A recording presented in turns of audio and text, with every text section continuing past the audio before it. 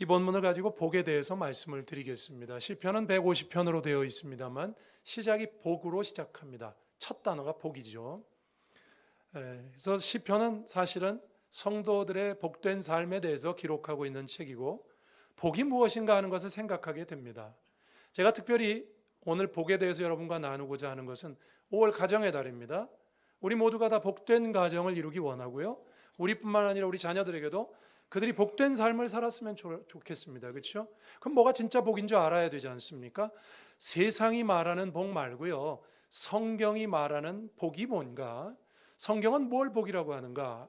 우리가 그걸 알아야 추구할 것 아닙니까? 그렇죠? 그래서 오늘 하나님 말씀을 통해서 시편은 처음 시작하는 것, 성경은 복에 관심이 있어요. 시편 150편 가운데 처음을 복으로 시작하면서 우리가 다 복된 인생 살기를 원합니다. 어떤 게 복일까요? 오늘 말씀을 통해서 생각하면서 마음에 깊이 담아두는 시간 됐으면 좋겠습니다. 첫 번째로요. 시작이 이렇게 시작합니다. 복 있는 사람은 이렇게 시작합니다. 이 복 있는 사람이라는 말로 시작하는데 여기서 복 그러면 벌써 저기 보면 딱 떨어져 있는 한 글자고요. 명사죠. 그죠? 복 있는 사람 그럼 명사잖아요. 있는이 뒤에 붙었지만 복은 명사죠. 그러나 여러분 오늘 본문에 나오는 복은요. 정확하게 말하면 감탄사입니다만 그래서 어떤 분들은 이게 명사가 아니고 동사다 이렇게 말하는 분도 있습니다만 정확하게는 동사는 아닙니다만 여기 나오는 시편에서 말하는 복이라는 단어 이 본문의 히브리어는 아샤르라는 단어인데요. 그 근본이 어근이 동사에서 왔어요. 복이라는 단어가 동사에서 시작된 단어입니다. 무슨 뜻이냐면 이런 뜻이에요. 똑바로 나아가다 그런 뜻이에요. 오늘 본문에도 악인의 꾀를 쫓지 아니하고 죄인의 길에 서지 아니하고 오만한 자의 자리에 앉지 아니하고 이렇게 그게 바로 똑바로 나가는 거거든요. 똑바로 사는 삶이거든요. 그래서 오늘 본문에 나오는 복은요. 여러분 우리는 복을 명사라고 생각합니다. 명사라는 건 이런 거죠. 어떤 상태나 신분이라고 생각해요.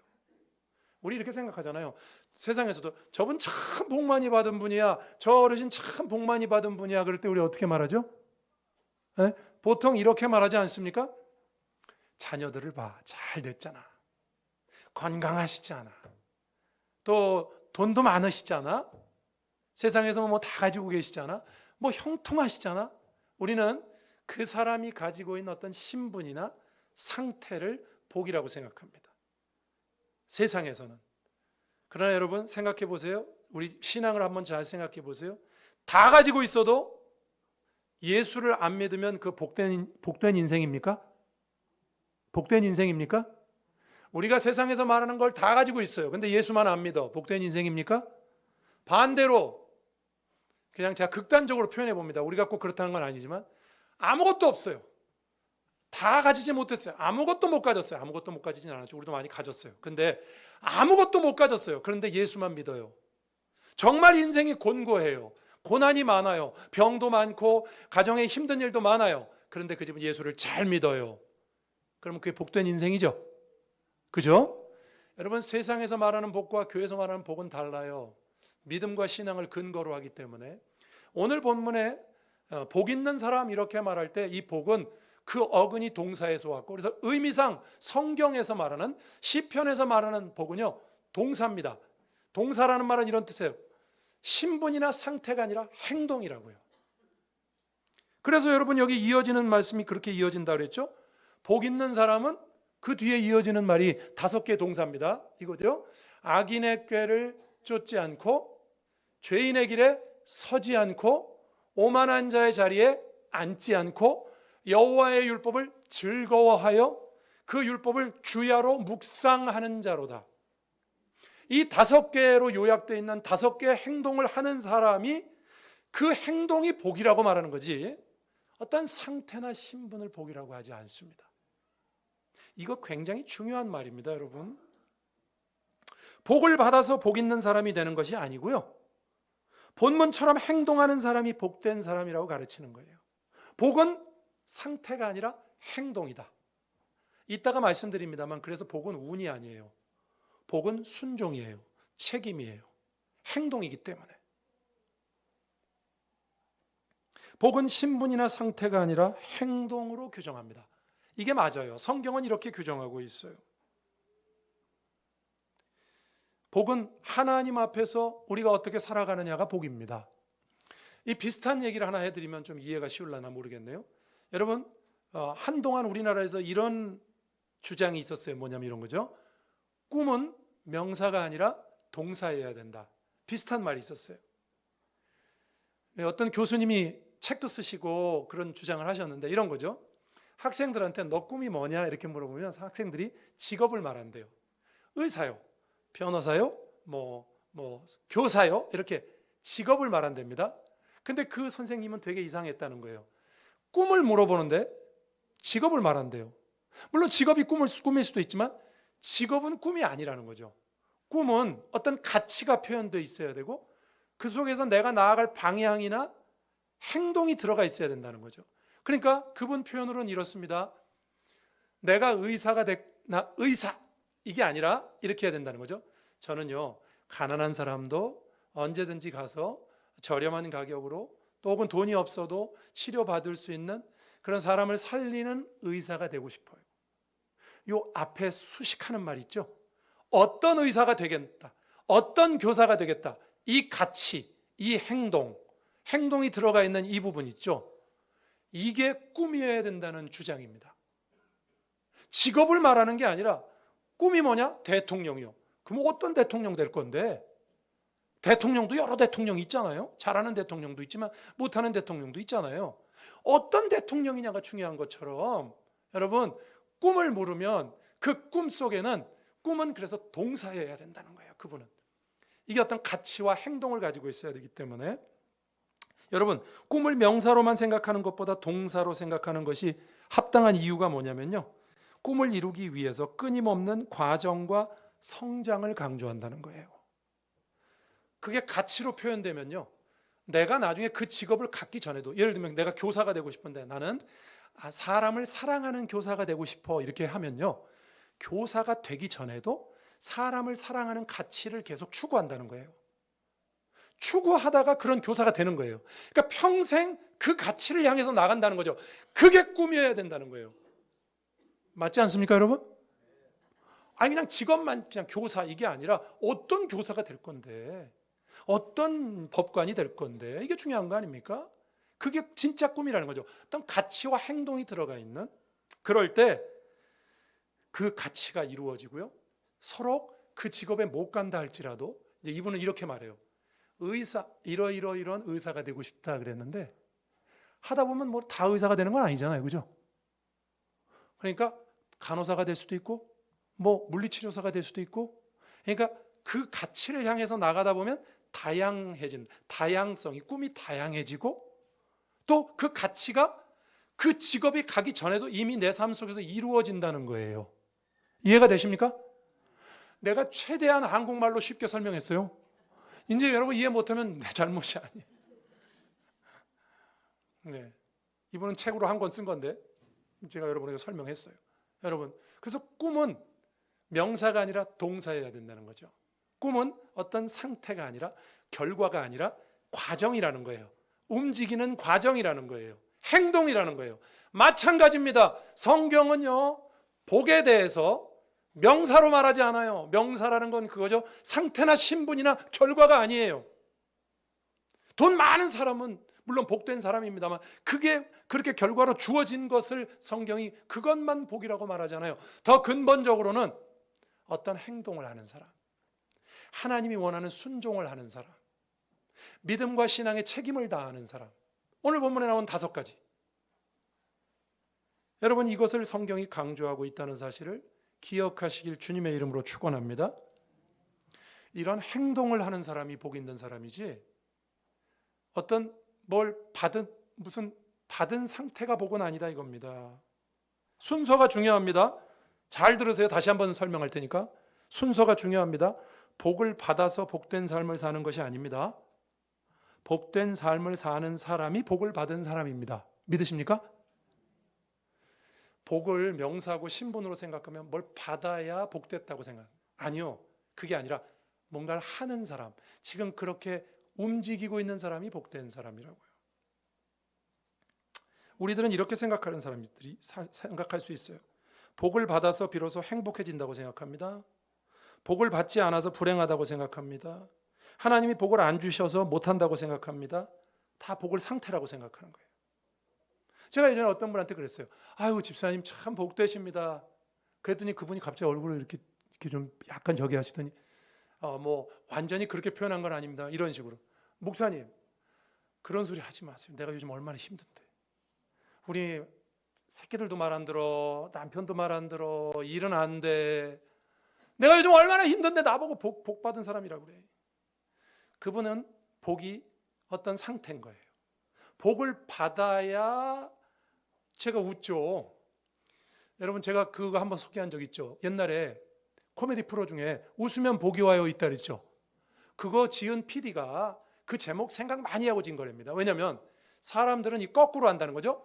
사람들은 제가 지금 설명한 것처럼 복을 받아야 웃잖아요. 금방 그 집사님처럼 목사님 내가 지금 편하게 됐어. 지금 내가 이렇게 인상 쓰는 게 당연하지. 내 집구석이고 뭐가 되는 게 없어. 내가 웃겠습니까? 지금 제가 웃음이 나오겠어요? 그 사람은 복을 받아야 웃겠다는 거예요. 그런데 세상에서도 여러분 코미디 프로에서도 이렇게 해요. 웃어야 복이 오지. 그 행동을 해야, 복 받을 짓을 해야, 좀 죄송합니다 표현이, 복 받을 짓을 해야 복을 받지. 복이 동사라고요. 오늘 본문에는 그래서 5가지로 설명했잖아요. 악인의 꾀를 쫓지 말고, 죄인의 길에 서지 말고, 오만한 자의 자리에 앉지 말고, 여호와의 율법을 즐거워하여 주야로 묵상한다고. 여러분 이렇게 하고 계십니까? 그럼 복 받은 인생이죠. 복은 행동하는 사람에게 주어지는 겁니다. 그래서 복은요 순종과 책임입니다. 복은 운이 아니에요. 순종과 책임이에요. 내가 오늘 하는 것이 나의 복을, 이건 공로하고는 달라요 여러분. 내가 이렇게 해야 하나님이 복을 주신다, 그거하고는 달라요. 우린 이미 복 받은 사람이에요. 이미 복 받은 사람입니다. 그러나 우리가 하나님 앞에 그렇게 살아갈 때 하나님이 더 큰 복과 은혜를 채우십니다. 복은 움직이는 것입니다. 믿으시길 주의 이름으로 축원합니다.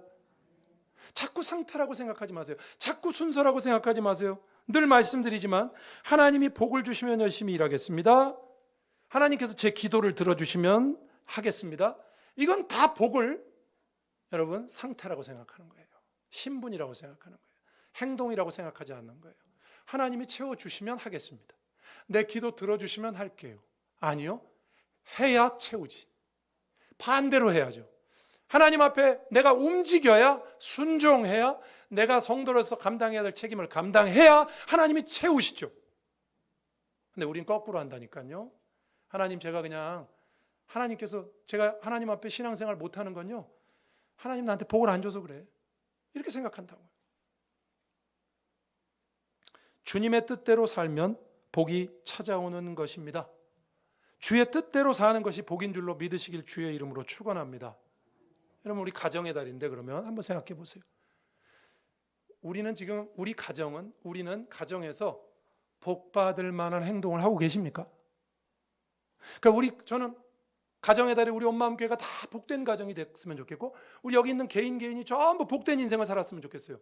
복은 명사가 아니고 동사라고 제가 그랬어요. 어떤 신분이 아니고 행동이라고 그랬어요. 순종이라고 그랬어요. 책임이라고 그랬어요. 그러면 여러분들은 여러분들이 스스로 보기에도 복된 삶을 살고 계십니까? 말씀을 주야로 묵상하세요? 주야로 묵상하려니까 예전에 어떤 분이 그러더라고요. 목사님 바빠 죽겠는데 성경 어떻게 주야로 봐? 그건 그 뜻이 아니에요. 우리 큐티집 이름이 주삼 큐티죠? 주야로 묵상하는 삶을 줄인 거예요. 주삼. 네? 그 주야로 묵상한다는 건 하나님의 말씀을 가까이 한다는 거죠. 여러분 인생에서 저걸 하면 복 받는다 그러면 그냥 거기 가서 줄 서시겠죠. 그렇죠? 그죠? 그러면 이렇게 이 말씀대로 살면 복 받는데요. 그러면 이거 주야로 안 읽으시겠습니까? 이걸 주야로 묵상하지 않는다는 이 얘기는, 하나님의 말씀을 주야로 묵상하지 않는다는 얘기는 이걸 하나님의 말씀을 지키는 게 복이라고 생각 안 한다는 뜻이에요. 순종하지 않는다는 뜻이에요. 그리고 우리는 딴 데 가서 찾습니다. 부동산 뭐 사가지고 혹은 뭐 해서 그거 다 필요한 일이겠습니다만 다른 것에서 복을 채우려고 그래요.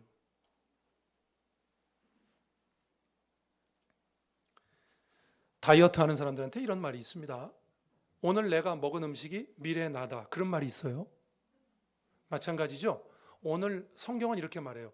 오늘 내가 어떤 행동을 하느냐가 미래의 나의 복을 결정하는 것입니다.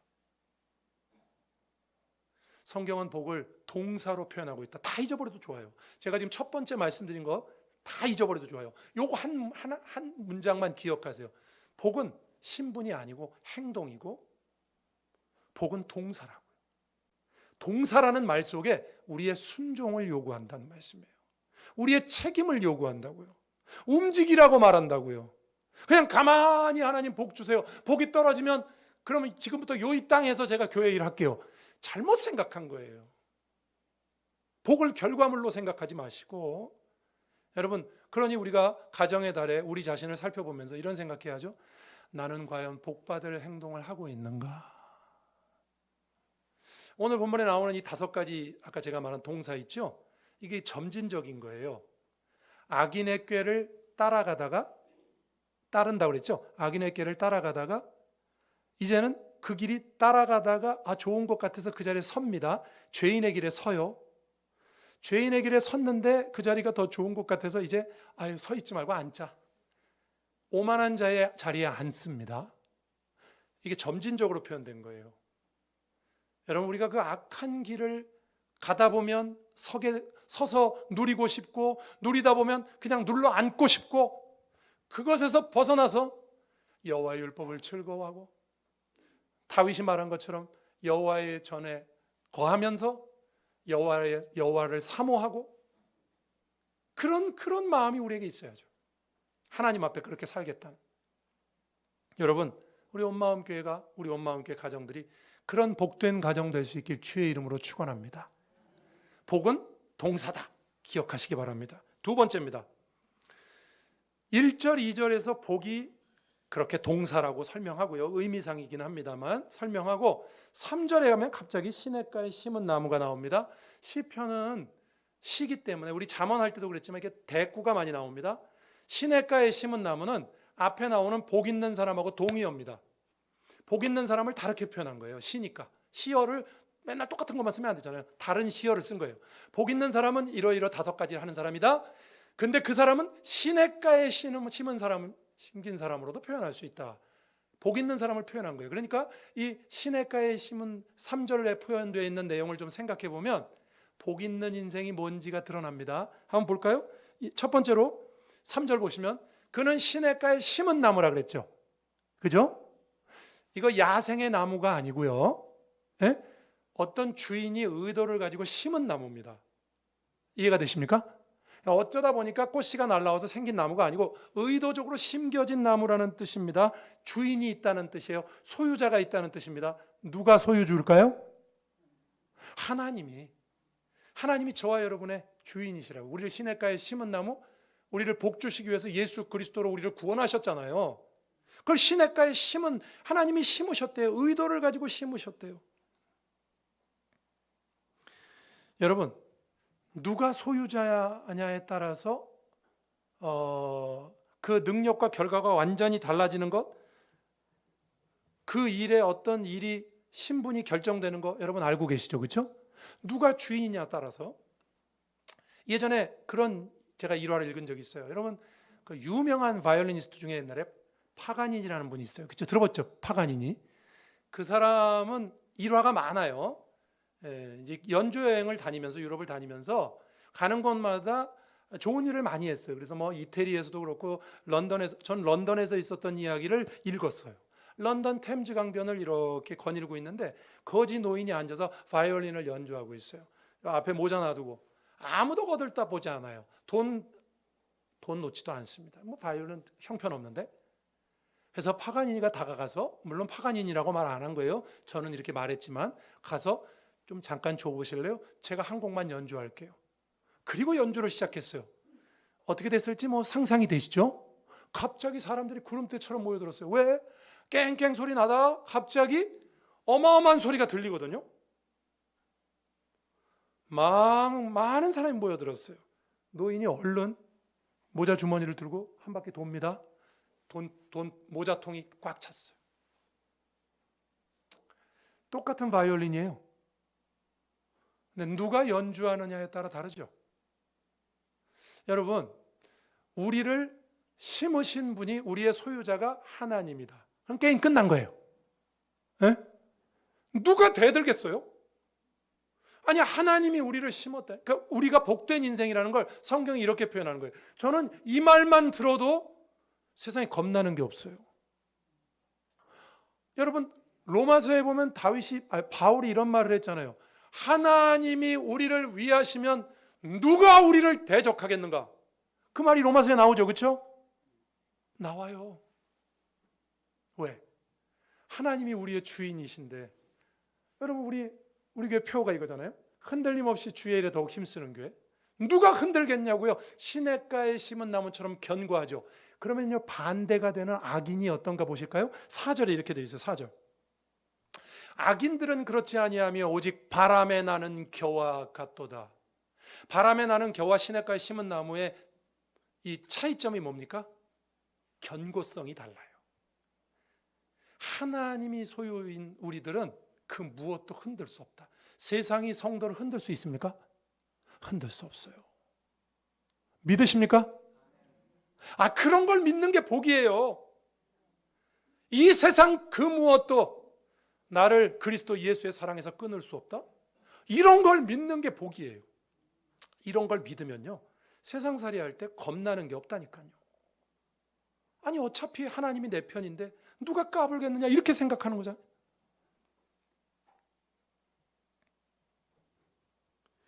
여러분, 하나님이 우리를 위하시면 어떤 오류나 예외가 존재하지 않습니다.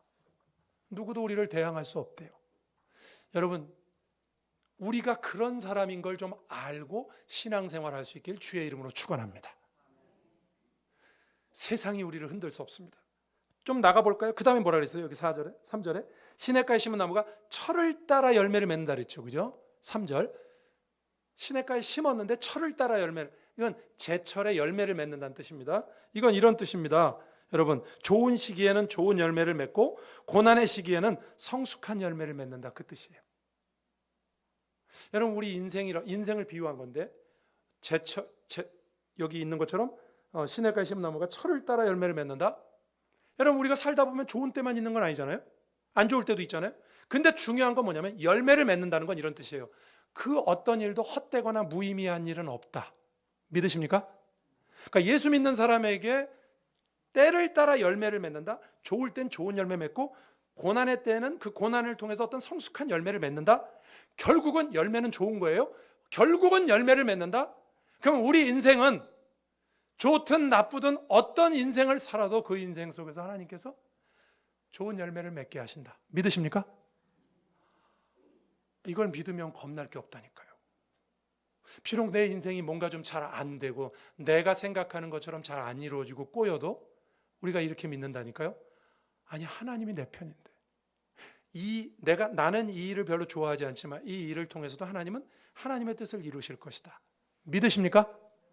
고난도 어쩔 수 없죠. 이따가 하나 또 말씀을 드리겠습니다. 하나 더, 그 다음에 넘어가서 열매를 맺으며 그 잎사귀가 마르지 아니함 같대요. 여러분, 열매에 비하면 잎사귀는 아무것도 아니잖아요. 그렇죠? 여러분, 과실수에서 물론 잎사귀를 쓰는 나무도 있습니다만 열매를 맺는 과실수에서 잎사귀는 별로 중요하지 않죠. 열매가 중요하죠. 근데 잎사귀도 마르지 않는다. 그건 이런 뜻입니다. 여러분, 작은 것 하나까지도, 열매만이 아니라 매우 작은 것까지도 하나님이 도우시고 하나님이 소홀히 다루시지 않는다. 믿으십니까? 예수 믿는 사람은 삶 속에서 굵직한 것에서 하나님께서 열매를 맺게 하시고 선한 열매를 맺게 하시고 의로운 열매를 맺게 하실 뿐만 아니라 사소하고 작은 것 있죠. 내가 누구를 만난다든지 어떤 일을 한다든지 그 사소한 일에서도 하나님은 그 일을 통해서도 우리의 하나님의 영광을 거두신다. 믿으십니까? 그럼 끝났잖아요. 작은 일이나 큰 일이나 그 어떤 일에도 세상이 건들 수 없고 하나님이 우리를 위하셔서 하나님의 역사가 나의 삶을 통해서 이루어진다. 이게 바로 복입니다. 믿으시길 주의 이름으로 축원합니다. 여러분, 잘 생각해 보면요. 그래서 복은요, 하나님을 믿어서 복을 받는 게 아니고요, 하나님을 믿어서 복을 받는 게 아니라 복을 받아놓고 시작하는 거예요. 믿으십니까? 여러분 하나님 믿으시잖아요. 그죠? 하나님을 믿어서 복이 그 다음에 오는 게 아니야. 믿었다는 얘기는 이미 복을 받고 시작하는 거예요.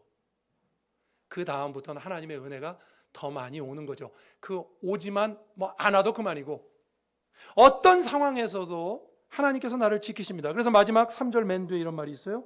그가 하는 모든 일이 다 형통한다 그랬죠. 그가 하는 모든 일이 형통하다. 우리가 생각할 때는 형통이라는 건 세상의 형통과 교회의 형통은 다르다 그랬죠. 세상에서는 잘 되는 걸 형통이라 그러지만 교회에서는 안 되는 것도 형통이 될 수 있다. 한번 볼까요? 빌립보서 4장 11절 13절 한번 보여주시죠. 이거 제가 저번에도 보여드린 적이 있어요. 한번 보실까요? 내가 궁핍함으로 말하는 것이 아니니라 어떠한 형편에도 자족하길 배웠다. 근데 어떠한 형편이 뭐냐? 비천에 처할 줄도 알고 풍부에 처할 줄도 알고 배부름, 배고픔, 풍부, 궁핍 다 들어가요. 좋은 거 나쁜 거 다 들어가요. 그 모든 것에서 내게 능력 주시는 자 안에서 내가 모든 것을 할 수 있다. 여러분의 믿음이 되길 주의 이름으로 축원합니다. 여기 그가 하는 모든 일이 다 형통한다. 좋은 거든 나쁜 거든. 그러니까 우리가 생각할 때 좋은 거든 나쁜 거든 다 형통한다. 와, 우리가 받은 복이 이렇습니다. 이게 복 있는 사람이고 이게 시냇가에 심은 나무와 같은 사람입니다. 저는 우리 온마음교회 성도들이 5월 가정의 달을 맞아서 우리가 이렇게 이미 복된 인생이고 복은 뭐 어디다 쌓아놓고 있는 게 아니라 내가 하나님 앞에 말씀으로 순종하고 내가 믿음의 사람으로서 책임을 감당하고 하는 것들이 내가 어떻게 살아가느냐 하는 것들이 복이다. 동사다. 이 마음을 가지시고 여러분 복된 인생을 사시는 여러분 되기를 주의 이름으로 축원합니다. 아까 우리가 찬송했지만 어머님의 성경책 우리가 찬양했잖아요. 우리 자녀들에게 보여줄 건 그겁니다. 우리 엄마 아버지가 어려울 때는 기도하시더라. 성경 읽으시더라. 집안에 어려운 일이 있어도 성경 읽으시더라.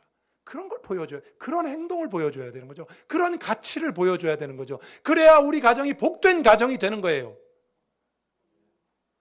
우리 부모님은 무슨 일 생기면 돈으로 때우시더라. 뭐 그런 분은 여기는 안 계십니다만 세상에는 그런 사람 많잖아요. 뭔 일 생기면 돈으로 때워요.